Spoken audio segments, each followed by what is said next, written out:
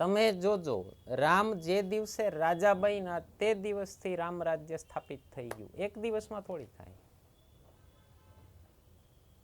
રામ રાજ્યની સ્થાપના એકચ્યુઅલી ભરતે કરી છે. તો મારે એકચ્યુઅલી પીએચડી કરવું હતું એના ઉપર, પોલિટિક્સ ઓફ રામ ઉપર, પણ એમાં 55% નથી થયા. તો હું તમને કેટલા ઉદાહરણ આપી શકું. સ્પીકર્સ છે, કથાકાર છે, ઉપાસક છે, જેની પોતપોતાની ચેનલ છે, અને એના વ્યુઅર્સ તમે કમેન્ટ વાંચજો, એમાં એની પ્રોફાઇલ ફોટો જોજો, બધા 20-25 વર્ષના યંગસ્ટર્સ જ છે જાજા પડતા. તો મેઇન રાજા ક્યાં ગયો છે? જ્યાં કાંઈ નથી ને ત્યાં પેલા ગયો છે. અને પોતાના નાના ભાઈને ક્યાં બેહાડ્યો? રાજધાનીમાં, કે તું ઓલું જો, હું આ જોઉં છું. તો એ વનવાસ પાછળનો આઈડિયા આ હતો. પૂછો ક્વેશ્ચન પૂછો તમારો ફરીથી.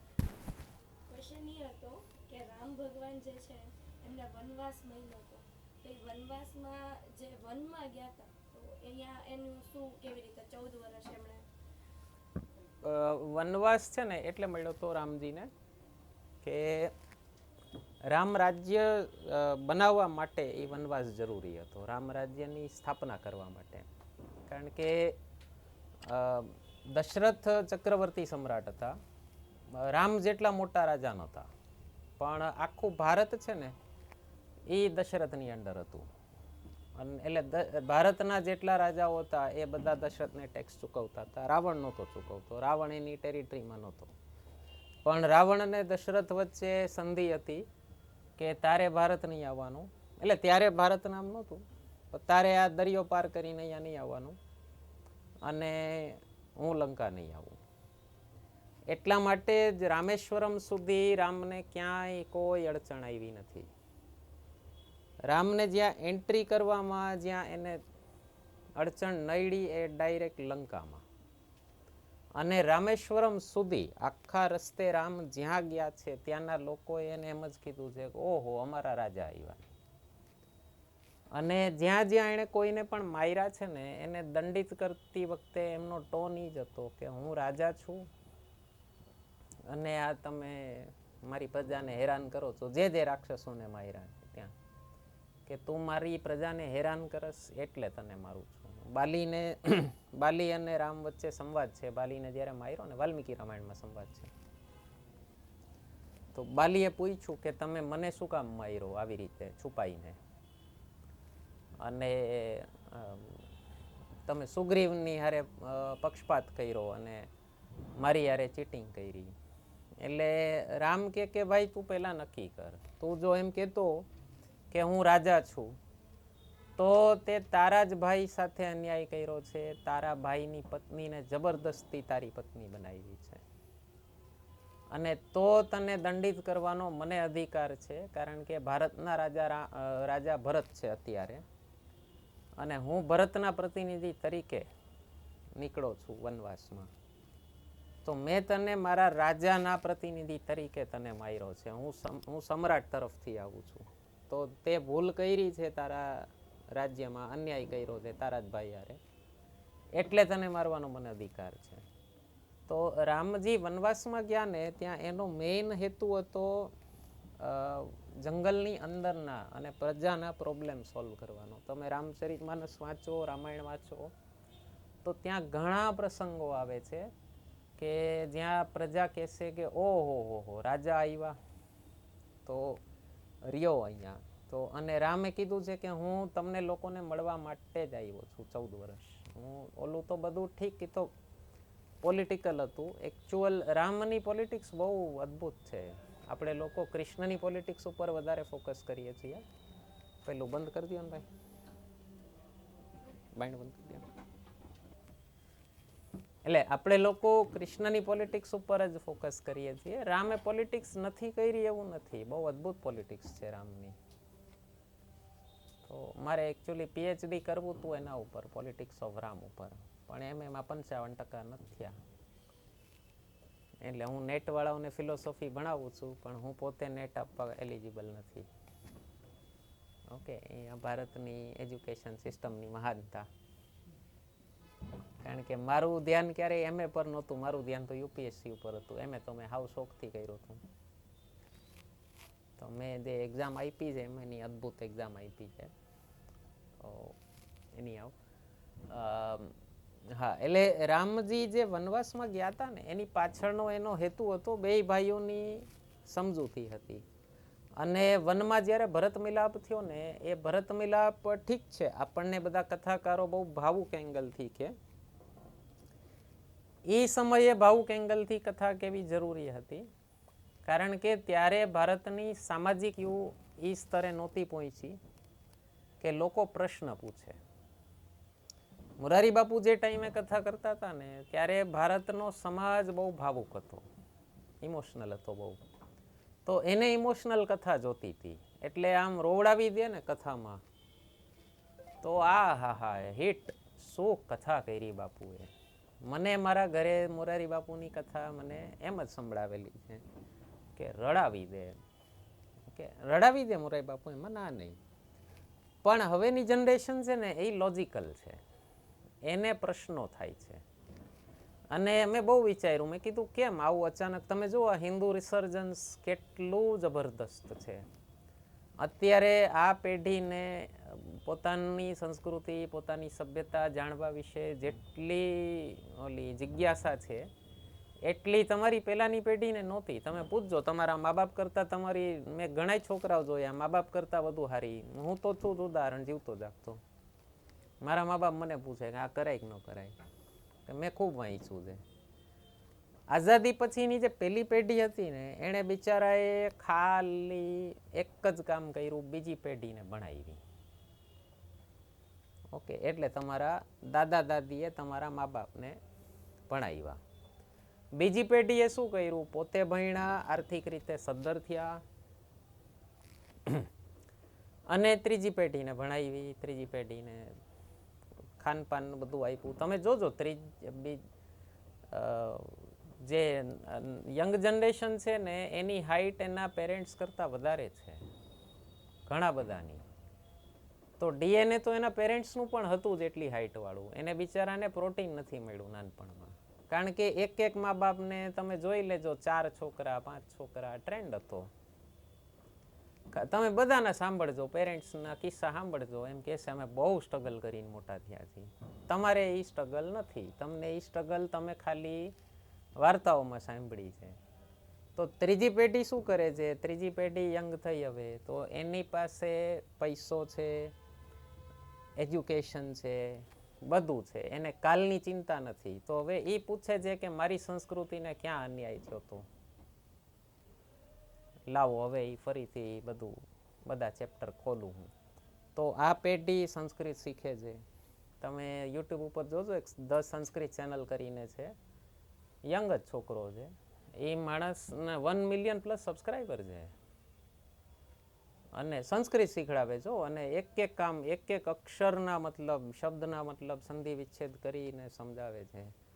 અને તમે બીજા જ કેટલા જોઈ લેજો, હું તમને કેટલા ઉદાહરણ આપી શકું. સ્પીકર્સ છે, કથાકાર છે, ઉપાસક છે, જેની પોતપોતાની ચેનલ છે, અને એના વ્યુઅર્સ તમે કમેન્ટ વાંચજો, એમાં એની પ્રોફાઇલ ફોટો જોજો, બધા 20-25 વર્ષના યંગસ્ટર્સ જ છે જાજા પડતા, અને મિલિયન વ્યૂ હોય છે બધાને. તો નવી પેઢીને ખૂબ ઉત્સુકતા છે પોતાનું કલ્ચર જાણવા માટે. ઓકે, તો એ આ એક રિસર્જન્સની મુવમેન્ટ ચાલુ છે ને. હવેની આ પેઢી ઇન્ટેલેક્ચ્યુઅલ છે, એને લોજિકલ જવાબ જોઈએ છે કે શું હતું એ. તો ભરત મિલાપ તમને કહી દીધું કથાકારોએ કે ભરત ગયા, રામને કીધું કે તમે રાજ્ય પાછું લઈ લ્યો. રામે ના પાડી કે નહીં, તો ભરતે કીધું કે સારું, તો તમારા ખડક મને, ચપ્પલ મને આપી દો, અને એ ચપ્પલને જ હું સિંહાસન ઉપર બેસાડીશ. મારી તો ઓકાત નથી સિંહાસન ઉપર બેસવાની. એ ચપ્પલ એકચ્યુઅલી શું છે, રામની પાદુકા શું છે, એ કોડ છે. રામે ફોર્મ્યુલા આપ્યો છે સારું રાજ્ય ચલાવવાનો. તમે જોજો, રામ જે દિવસે રાજા બન્યા તે દિવસથી રામ રાજ્ય સ્થાપિત થઈ ગયું, એક દિવસમાં થોડી થાય. રામ રાજ્યની સ્થાપના એકચ્યુઅલી ભરતે કરી છે. 14 વર્ષ રામ વનમાં હતા ને ત્યારે રામની ફોર્મ્યુલા ઉપર સુશાસન, ગુડ ગવર્નન્સ ચલાવતો તો ભરત. ઓકે, જે રામે પાદુકા રૂપી ફોર્મ્યુલા આપી હતી. અને રામ બેઠા તે દી આવીને જોયું કે અરે ફર્સ્ટ ક્લાસ મસ્ત રાજ્ય છે. તો તુલસીદાસે રામ રાજ્યનું ડિસ્ક્રિપ્શન આપ્યું છે. આજે પેલું ઉદ્ઘાટન થયું તો પેલા સંઘ પ્રમુખ છે મોહનજી ભાગવત, એમણે કીધું આખે ચોપાઈઓ બોલી કે રામ રાજ્યના લોકો કેવા હશે. તો શું હતું તો આપ્યું છે તુલસીદાસે. તો એ એક દિવસમાં નો એસ્ટાબ્લિશ થાય. ઓકે, તો બે ભાઈઓનું અન્ડરસ્ટેન્ડિંગ હતી કે રામે કીધું તું રાજધાનીમાં રહી અને શાસન સુધાર, અને હું પ્રજા વચ્ચે રહી અને વનોમાં રહી અને હું એ લોકોના પ્રોબ્લેમ સોલ્વ કરું છું ફરી ફરીને. તો જ્યાં જે પ્રોબ્લેમ હતા એ સોલ્વ કર્યા. તો રામે શરૂઆત જ વનથી કરી હતી, તાડકા વનથી. ઓકે, તાડકા કેનિબલ છે, નરભક્ષી છે. કેનિબલિઝમ દુનિયાના દરેક દેશમાં આજની તારીખે ઇલીગલ છે. કેનિબલિઝમ એટલે માણસને ખાવો. ઋષિઓને મારીને ખાઈ જતી હતી, તો તાડકાને મારી પેલા વિશ્વામિત્રએ નેટ પ્રેક્ટિસ કરાવી જ નથી, સીધું ઇન્ટરનેશનલમાં રમાડ્યા. ઓકે, સીધા રાક્ષસ મારીને જ. આપણે કાંઈ નાનું મોટું કરવું ને. વશિષ્ઠે રામને જે શિક્ષા આપી ને એ એક હદ સુધીની હતી. વશિષ્ઠે કીધું કે હવે મારાથી એડવાન્સ્ડ શિક્ષા માટે પીએચડી કરવું હોય તો વિશ્વામિત્ર પાસે જવું જરૂરી છે. તો વિશ્વામિત્ર પાસે ગયા તો એને બધી અમુક એડવાન્સ્ડ વેપન આપ્યા વિશ્વામિત્રએ. લખેલું છે, શબ્દો જુદા હોઈ શકે. ઓકે, તો એટલે વિશ્વામિત્રે કીધું આ જરૂર પડશે તમારે, કારણ કે રાવણ હારે લડવાનું છે. તો એ ત્યારે જ હજી રાજા બહીના વનવાસ શરૂ થયો એ પહેલા વિશ્વામિત્રએ ટ્રેનિંગ આપી દીધી હતી. એના પછી વનમાં કેટલા રાક્ષસો માર્યા ને વાંચો તમે. તો એ શું છે, પ્રજાની પ્રોબ્લેમ જે છેવાડાનો માનવી છે. શબરીનો પ્રોબ્લેમ જુદો છે, નિષાદરાજનો પ્રોબ્લેમ જુદો છે, અને રામ મોસ્ટ ઓફ વનવાસીઓ વચ્ચે રહ્યા છે. મારા એક મિત્ર જે ઝારખંડના ટ્રાઇબલ છે, અરે રામજી હમારે બીચ ही तो रहे हैं, રામજી તો હમારે દેવતા है. મેં તું કહેશે, એટલે મેં પહેલી વાર સાંભળ્યું તો મને નવું લાગ્યું. એટલે મારી સરનેમ વાંચી ને રઘુવંશી. અરે રામ હમારે हैं, तुम्हारे थोड़ी हैं, तुमने तो निकाल दिया था अयोध्या से, राम तो हमारे हैं. મેં તું અરે એટલે મસ્તીમાં વાત ચાલતી હતી, કોઈ પેલું નહોતું. મારા ફ્રેન્ડ જ્યારે અમારે મસ્તીના વ્યવહાર છે એટલે ખતરનાક એમ. तो राम जी ट्राइबल के बीच ही तो रहे हैं 14 साल. सब दोस्त तो राम जी के ट्राइबल थे. निषादराज તમે વાંચો સાહેબ, નિષાદરાજ ટ્રાઇબલ રાજા છે. રામજીના બેસ્ટ ફ્રેન્ડ ક્યાં મળ્યા? વશિષ્ઠના ગુરુકુલમાં. ઓકે, બીજા હારા ફ્રેન્ડ કોણ રામજીના? સુગ્રીવ, હનુમાનજી, જામવંત, અંગદ, બધા વનવાસી જ છે. ઓકે, તો એ લોકો વચ્ચે રહી અને પૂછ્યું ભાઈ પ્રોબ્લેમ શું છે? સુગ્રીવ કોણ છે? શબ્દ પ્રયોગ છે વા નર. સંસ્કૃતમાં વા અક્ષરનો મતલબ થાય કદાચિત. વા એટલે જે નિશ્ચિત નથી, એવો નર જે પોતાનું નરત્વ ભૂલી ગયા છે. ઓકે, વાલ્મીકીએ ક્યાંય વાંદરો નથી લખ્યું, બંદર નથી લખ્યું. વાલ્મીકીએ શબ્દ પ્રયોગ વા નર જ કર્યો છે. ઓકે, તો એટલે જરૂરી નથી કે સિરિયલમાં જે ટાઈપના આપણને બતાવ્યા છે હનુમાનજી ને સુગ્રીવ કે બંદર સ્વરૂપે હોય, જરૂરી નથી એવા જ હોય. ઓકે, એટલે મેં અમુક કથાકારો પાસે, અમુક સ્કોલર્સ પાસે સાંભળ્યું, સંસ્કૃતના સ્કોલર્સ પાસે, જરૂરી નથી આ જ હોય રિયાલિટી. ઓકે, એ બધું ઇન્ટરપ્રિટ કરવાની જરૂર છે, કારણ કે વર્ષોથી નથી થયું. કોઈ સમય હતો, થતું હતું, જ્યારે ગુલામીનો કાલખંડ ચાલતો હતો ત્યારે લોકોની જરૂરિયાત હતી ભાવુકતાથી જોડી રાખવા ભક્તિ સાથે. ત્યારે ધર્મ ઉપર પ્રહાર જ પ્રહાર થતા હતા કે કન્વર્ટ કરવાનું એટલું પ્રેશર હતું. તો લોકોને જોડી રાખવા બહુ જરૂરી હતા. એટલે ત્યારનો જે ભક્તિ મુવમેન્ટ ચાલ્યો તમે જોઈ લેજો, ભક્તિ આંદોલનમાં પૂછેલા છે પ્રશ્નો, કે આ મીરાબાઈ ને તુલસીદાસ ને એ લોકોનો શું રોલ હતો. મીરાબાઈ તુલસીદાસ બહુ લોજિકલ નથી, એ લોકોનું આઈક્યુ વાળું લખ્યું છે, પણ એ તમારે કોડ ઓલું ડેસિફર કરવું પડે. ઓકે, લોજિકલ આઈક્યુ વાળું લખ્યું છે કબીરે. વધુ હિટ કોણ ગયા? ભાવના વાળા. તુલસીદાસ, મીરાબાઈ પ્રેમ માર્ગી છે, નરસિંહ મહેતા ભક્તિ, શુદ્ધ ભક્તિ માર્ગી. ઓકે, તો એ સમયની જરૂરિયાત હતી કે ભાઈ અત્યારે બહેસનો ટાઈમ નથી, અત્યારે ખાલી ભક્તિ સાચવી રાખો. એટલે તો તમારા મા બાપને આદત હશે સવાલ નહીં પૂછવાનો, એ કીધું એ માની લેવાનું. શું કામ? એને બિચારાને નહોતી ખબર. એને એના મા બાપે આજ કીધું હતું, એને નહોતી ખબર, એને એના મા બાપે કીધું હતું. પણ તમે વિચાર કરો, ગુરુ શિષ્ય પરંપરા, સંવાદની પરંપરાએ આટલા વર્ષ સુધી સાચવી રાખ્યું. દયાનંદ સરસ્વતીએ કેટલા વર્ષ પહેલા કીધું કે ભાઈ સત્યનારાયણની કથાએ હિન્દુ ધર્મ ટકાવી રાખ્યો, પણ હવે નહીં ટકે. હવે તમારે વૈદિક ઓલી આખી પદ્ધતિ પાછી રિવાઈવ કરવી પડશે. એટલે તો દયાનંદ સરસ્વતીએ કીધું ગો બેક ટુ ધ વેદાસ. પૂછેલો પ્રશ્ન. ઓકે, એટલે તો એણે કીધું ભાઈ હવે તો વેદ પાછા ખોદવા પડશે. નહીં, દયાનંદ સરસ્વતી. પ્રોવિઝનલ વાળો આન્સર વિડીયો જોવો.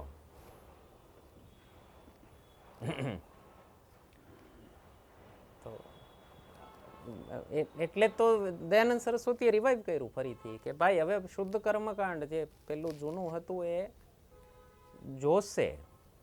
ઓકે, હવે ખાલી સત્યનારાયણની કથાએ હિન્દુ ધર્મ ટકાવી રાખ્યો, પણ હવે આક્રમણનો કાળ પૂરો થયો છે. હવે લોજિકનો કાળ છે ફરીથી. હવે લોજિકલ પ્રશ્નો જોશે. સાહેબ ભક્તિ આંદોલન ચાલુ જ છે. ઘણા પૂછી નાખે ભક્તિ આંદોલન ક્યારથી શરૂ થયું ને ક્યારે પૂરું થયું. ભક્તિ આંદોલન અત્યારે તો પૂરું નથી થયું. શરૂ ક્યારથી થયું એના ઉપર ડિબેટ હોઈ શકે. કે શંકરાચાર્યથી શરૂ થયું, આપણે હિસ્ટ્રીમાં જોશું. શંકરાચાર્યથી શરૂ થયું કે એની પહેલાં તમિલનાડુમાં પેલું તમે PS1 પિક્ચર જોયું હોય તો એમાં બહુ હલકો રેફરન્સ આપ્યો છે. સ્ટાર્ટિંગનો પહેલો સીન છે, નયનાર અને અલવાર કરી અને બે ફાટા છે સંગમ લિટરેચરમાં. સંગમ સાહિત્ય તમિલ સાહિત્યનો બહુ ઉત્કૃષ્ટ ભાગ છે. તો એક શૈવ છે, એક વૈષ્ણવ છે. તો 5મી સદી આસપાસ, 4થી 5મી સદી આસપાસ એ શરૂ થયું હતું. તો હવે એમાં પાછી ડિબેટ છે કે 5મી સદીથી શરૂ થયું કે 8મી સદીથી શરૂ થયું ભક્તિ આંદોલન. પણ ભક્તિ આંદોલન ચાલુ જ છે ને ત્યારે, એકથી એક સંતો આવે જ છે ને. અને તમે જોજો વ્યવસ્થિત આમ રીતસર આમ જે ભક્તોમાં ઇવોલ્યુશન છે. કથાકારી મારા ખ્યાલથી આજે ઓલા મોટા મંચ અને હજારોની ઓડિયન્સ ને એ મારા ધ્યાન પ્રમાણે આપણે ગુજરાતનું તમને કહું તો ડોંગરેજી મહારાજે શરૂ કર્યું લગભગ. મેં એનાથી જૂના આવડા મોટા લેવલના કથાકાર મેં નથી સાંભળ્યા. કોઈ હોય તો જાણ કરજો મને. ડોંગરેજી મહારાજની કથા તમે સાંભળશો ને તો તમને એ ઇફેક્ટ દેખાશે. પ્રશ્ન નહીં પૂછવાના. ઓકે, બહુ ધીમે બોલે, બહુ સૌમ્ય બોલે ડોંગરેજી મહારાજ. મેં ટ્રાય કરી સાંભળવાની, અને આંખ બંધ કરીને બોલે. હવે ઈ જનતા કેવી ડાઈ હશે. ડોંગરેજી મહારાજ 8 દિવસ આંખ બંધ કરીને બોલે આમ, અને એ સાંભળતા. મોરારી બાપુ આવ્યા, જનરેશન ચેન્જ થઈ. મોરારી બાપુ ગીત ગાય, ભજન ગાય, આમ ભાવ વિભોર કરી દે. હવે એના પછીના જુઓ તમે સદગુરુ ને એના પછીના ઘણા બધા છે. એક ઇંગ્લિશમાં કથા, ઇંગ્લિશ અને તમિલમાં કરે છે, દુષ્યંત શ્રીધર. બહુ મસ્ત, બહુ જોરદાર. તમને ઇંગ્લિશ પકડાય તો બહુ જોરદાર. એના પછીના ઘણા બધા હવે તો રાઇટર્સ આવ્યા જે બધું ડિકોડ કરે છે, ડેસિફર કરે, આઈક્યુથી જવાબ આપે તમને. તો એટલે ઇવોલ્યુશન થાય છે એમાંય, ભક્તોમાંય તમે જોઈ લો. તો ભક્તિ આંદોલન મારી દ્રષ્ટિએ તો ચાલુ જ છે હજી.